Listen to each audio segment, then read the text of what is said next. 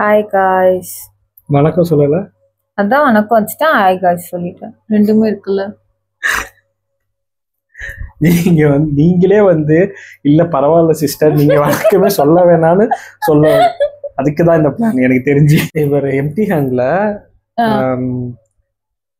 என்னதான் ட்ரோல் அந்த மீம்ஸ் பத்தி எது போட்டாலுமே அந்த சீரியல் ரிலேட்டட் ட்ரோல் போட்டா எப்போதுமே ஹிட் ஆகுது. அது எப்படின்னு தான் தெரியல. இதுக்கு முன்னாடி மேக்ஸிமம் மத்த சேனல்ஸ்ல நான் சீரியல் ட்ரோல் பண்ணி பார்த்தது இல்ல.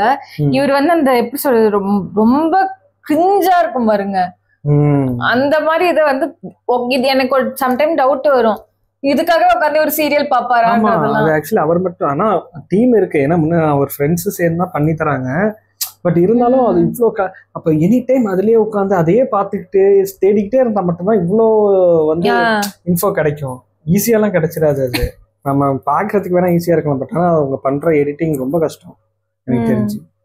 ஐ திங்க் இதுவும் ஒன் ஆஃப் த ஹிட் ஆக போகுதுன்னு நினைக்கிறேன். பாப்போமா? எவ்வளவு பெரிய தோடு காதுல.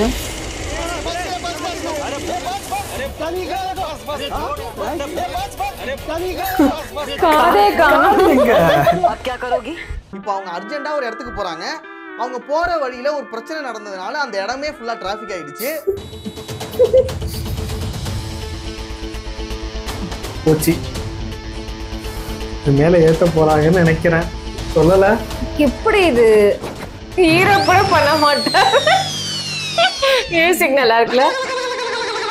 പേടിച്ച് ഭയന്നിട്ടുണ്ടല്ലോ, മൂത്രം പോയി, മൂത്രം പേടിച്ചിട്ട് മൂത്രം പോയ സിനിമ.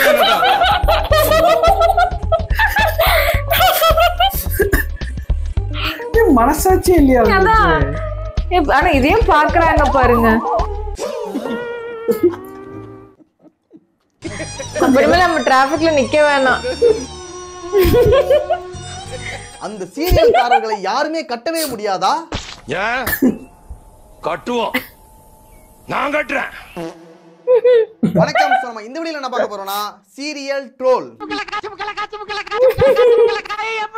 ரோஜா சீரியல் அப்புறம் செல்லம்மா சீரியலை தொடர்ந்து இது ட்ரெண்டா இருந்துச்சுல. சீரியல்லையும் ஒரு சம்பவத்தை பண்ணிருக்காங்க.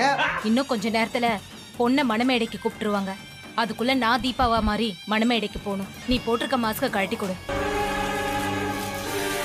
மாஸ்க் என்ன ஓடலையா? இவங்ககிட்ட அவங்க சஜஷன் கேட்டுக்கலாம். அந்த சீரியல்ல கூட ஒருத்தர் மாதிரி இன்னொருத்தர் தான் மாறலாம். ஆனா இதுல தீபா மாதிரி யார் வேணா மாறிக்கலாம். நான் கூட தீபாவா மாறிடலாம், இவன் மாறிடலாம், அவன் மாறிடலாம், நீங்க கூட மாறிடலாம்.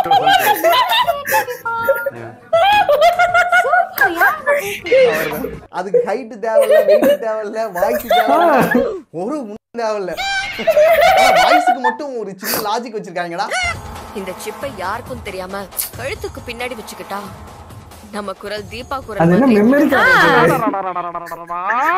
ஐடியா பூரா ஆங்கில படத்துக்கு இணையாவே இருக்கப்பா. அப்படியா? எங்க செஞ்சு காட்டு பார்க்கலாம். இவங்க என்ன ரோபோவா சிப் வச்சானு பேர் மாத்துறதுக்கு? இதுல இன்னொரு சிறப்பு என்னன்னா, அந்த பொண்ணுக்கு சாரி கட்டுறது, அந்த ஜுவல்ஸ் போறது, மத்த எல்லாமே ரொம்ப கஷ்டப்படுறாங்க, ரொம்ப லேட் ஆகுது. தீபா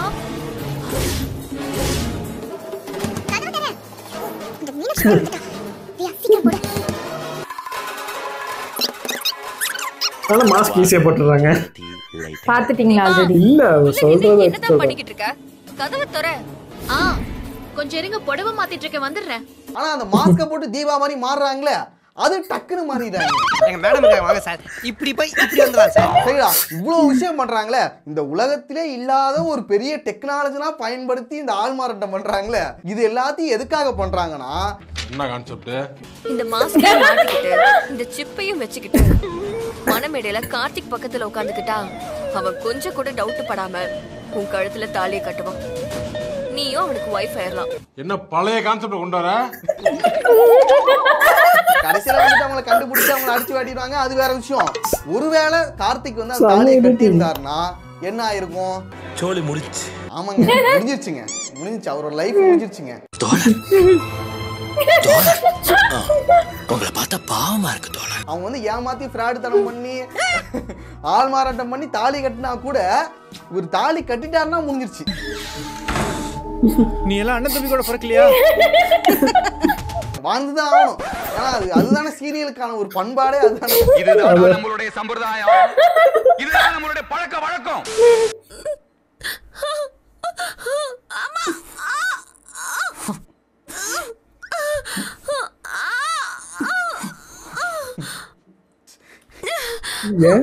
தெரியல.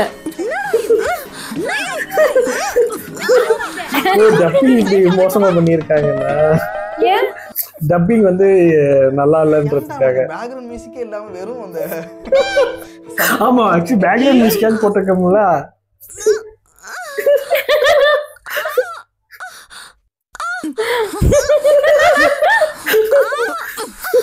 பார்த்தா சீரியல் பார்த்துக்கிட்டு இருப்பான்.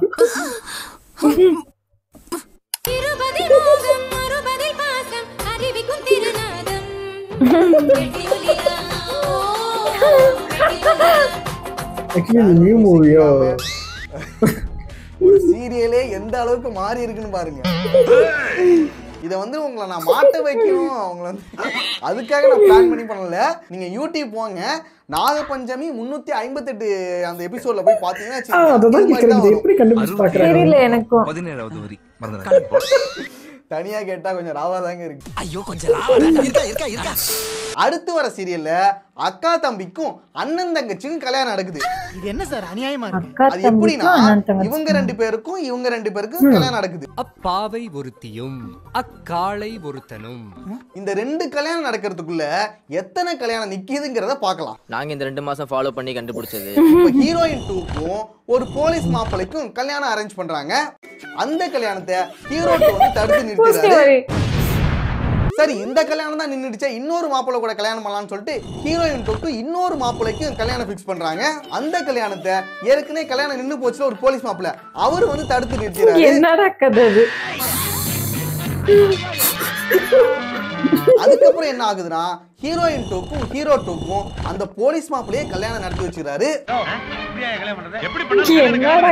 கல்யாணம் முடிஞ்ச பிறகு ஹீரோ 1 இருக்காருல்ல, அவரு என்ன பண்றாருன்னா, நான் ஏற்பாடு பண்ண கல்யாணத்தை நிறுத்திட்டு என் தங்கச்சி கழுத்துலயே நீ தாலி கட்டிட்டியா அப்படின்னு சொல்லி உன் அக்காவுக்கு ஒரு கல்யாணம் நடக்குதுல்ல, அதாவது அவங்க அக்காவுக்கும் இன்னொரு மாப்பிள்ளையும் கல்யாணம் நடக்க போகுது.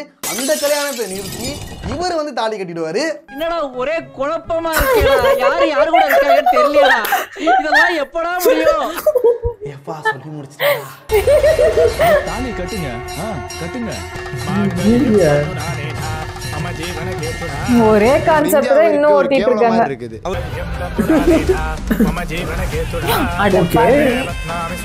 அது வரைக்கும் அந்த பொண்ணு என்ன கம்மல இருக்கு, தடுக்க ட்ரை பண்றாங்களாமா? கையில கடிச்சங்கனா அவ்வளவுதான் சாவடிச்சிருவேன். இப்படி பழிக்கு பழி வாங்கிட்டாங்க. கடைசில என்ன மேட்டர்னா, 4 பேருக்கு கல்யாணத்துல சம்மதமே இல்லாம கல்யாணம் நடந்துரும். ட்விஸ்ட் மேல ட்விஸ்ட், எல்லாமே ட்விஸ்டே. நாங்க நினைச்சு பார்க்காம வேற லெவல் வந்துருக்கு. இந்த சீரியல்ல இருந்து நம்ம கற்றுக்கொள்ள வேண்டிய பாடம் என்னன்னா, ஒரு நல்ல முகூர்த்த நாளா செலக்ட் பண்ணிடுங்க. கல்யாணங்களுக்கு ஒரு நல்ல மண்டபத்துக்கு போயிடுங்க. கரெக்டா அந்த தாலி கட்டுற டைம்ல நீங்க போயிட்டு அந்த தாலியை பிடிங்கி கட்டிடுங்க. இந்த படத்துல அப்படிதானே வரும்.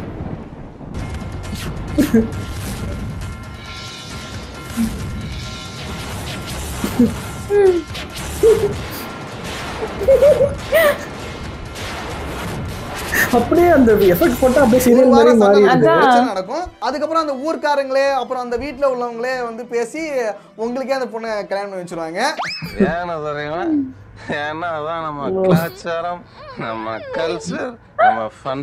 இதுதாங்க இந்த சீரியலோட கான்செப்டே. நானும் நிறைய சீரியல் பார்த்துட்டு வரேன். மோஸ்ட்லி இந்த மாதிரி கல்யாணங்கள் நடக்குது. தப்புடா, அது பைத்தியம் என்னன்னு தெரியுமா? தெரியாது. பைத்தியம் அவசியம் இல்லாத விஷயம் உனக்கு தெரியும். ஆனா நீ அதை என்ஜாய் பண்ற. கட்டாய கல்யாணம், கட்டாய காதல், கட்டாய வாழ்க்கை, கட்டாய பிரெக்னன்சி, கட்டாய குழந்தை, எல்லாமே கட்டாயத்தோட தான் நடக்குது. இதுல ஏதாவது ஒரு கான்செப்ட் தான் பார்க்க வேண்டிய ஒரு நிலைக்கு தள்ளப்பட்டிருக்கோம். எப்ப காமெடி பண்ணணும்னு தெரியாத உங்களுக்கு. நானும் காமெடி தான் நினைச்சேன். நான் சும்மா விளையாட்டுக்கு சொன்னதை வந்து நீங்க சீரியஸா எடுத்து தாலி கட்டிடுவாங்க, முடிச்சிடுவாங்க. பாமா டைரக்டர் கனெக்ட் பண்ணிட்டேன். ஒருவேளை பஸ்ஸோட ஸ்பீடு 60க்கும் குறைஞ்சதுன்னா அப்புறம் பாம் தானா. இந்த சீரியலா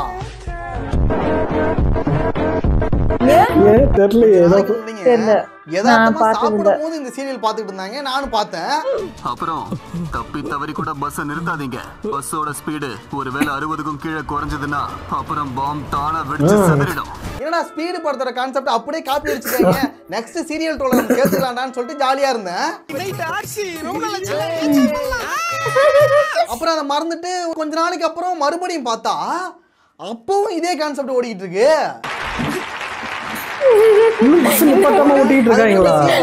எப்படா அது பாம் அடிக்குன்னு சொல்லி பார்த்தேன். 22 எபிசோட் ஓட்டிருக்கானுங்க. நீங்க எதுக்கு வண்டி ஓட்டிட்டு இருக்கீங்க? டிரைவர் எங்க? இதோட டிரைவர் வரதுக்கு 3 மணி நேரம் ஆகும். நம்ம கிட்ட அவ்வளவு டைம் என்ன பண்றீங்க? படமே 2 மணி நேரம்டா.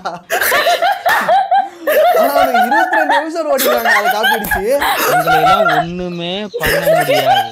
உங்களுக்குலாம் ரூல்ஸ் இருக்கு, எங்களுக்கு ரூல்ஸ்ங்கிறதே கிடையாது. அதுதான் நாங்க கண்டபடி விளையாடுவோம். இதை ட்ரோல் பண்றதுக்காக இந்த எபிசோட்லாம் பார்த்து இந்த கேரக்டர்ஸ் எல்லாம் என் வாழ்க்கையிலே இருக்கிற மாதிரியே இருக்கு.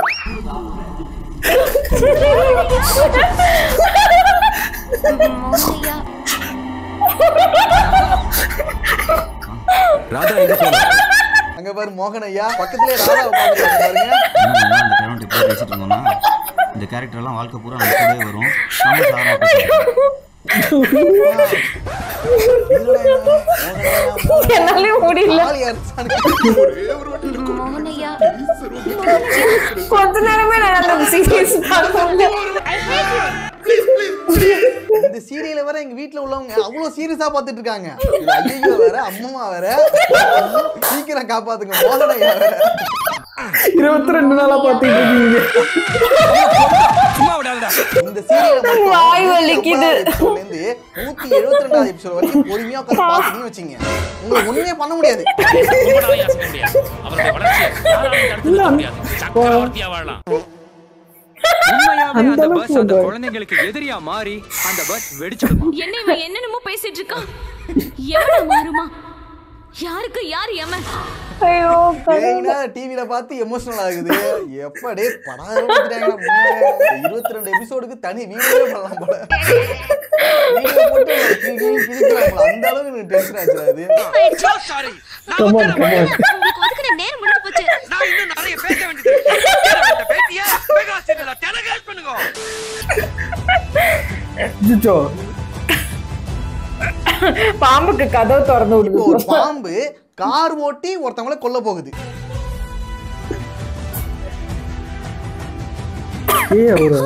ஒரு நியாயம் அவங்கள தான் கொல்ல போகுது. அதான் அந்த பாவீங்களா ஒரு நாய் பூனை வண்டி ஓட்டுறதுனால நம்பலாம். கிளட்ச ஆரம்பிக்குவா, அதுவே தானே போகும். ஆட்டோமேட்டிக்காவே இருந்தாலும் யார் ஆக்சிடென்ட் இருக்குவா? இந்த பாம்பு கிளட்ச், பிரேக், ஆக்சிலரேட்டர் இந்த மூணுத்தையும் யூஸ் பண்ணவே பண்ணாது. ஆனா கார் ஓடும்.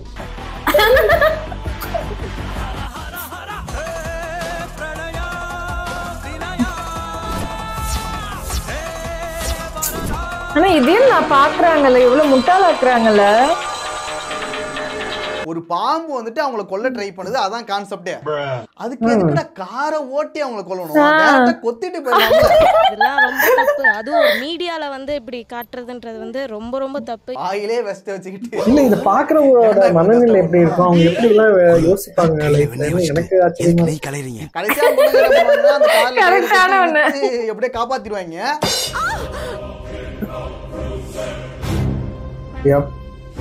அடப்பா அவங்கள அத பிடிக்காரு இத்தனை பேரு. டைரக்டா அந்த பாம்பு அவங்கள கொத்திட்டே போயிருக்கலாம்டா.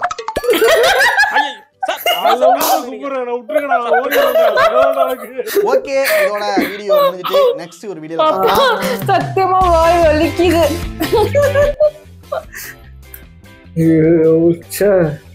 அம்மா சீரியஸ்லி. ஆனா எவ்வளவு முட்டாளாக்கிட்டு இருக்காங்கல்ல. அது நான் போக பாக்குறப்ப பேக்வர்ட் போயிட்டே இருக்க மாதிரி இருக்கு. இப்ப இத ஓகே, சில பேருக்கு அந்த சீரியல் பாத்துக்கிட்டே இருக்கணும்னு தோணும்.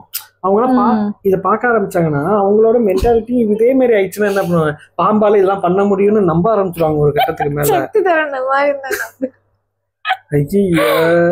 இல்ல ஹாலிவுட்ல அட்வான்ஸா சீரிஸ் எடுத்துருக்காங்க. இல்ல அவர் சொல்ற மாதிரி ஹாலிவுட்லயே அது 2 மணி நேரம் படம் கூட இல்லப்பா, அது அதை விட கம்மி. ஸ்பீடா 1.5 hours இல்ல 1 hour 45 minutesல முடிச்ச கதைய 22 எபிசோட், ஒவ்வொரு எபிசோடும் 1/2 hour எடுத்திருக்காங்க. மனசாட்சி இல்லாம சீரியஸா பாய் வலிக்குதுப்பா. Oh my God. இதையும் பாக்குறாங்கன்னு முதல்தான் எனக்கு அவங்க நீங்க சொல்ற மாதிரி அவங்களா இப்ப எப்படி ஏமாத்திட்டு இருக்காங்க தெரிஞ்சுதான் ஏமாறாங்க இருக்காங்க. உங்க தலையில யாரெல்லாம் இந்த சீரியல் பாக்குறீங்களோ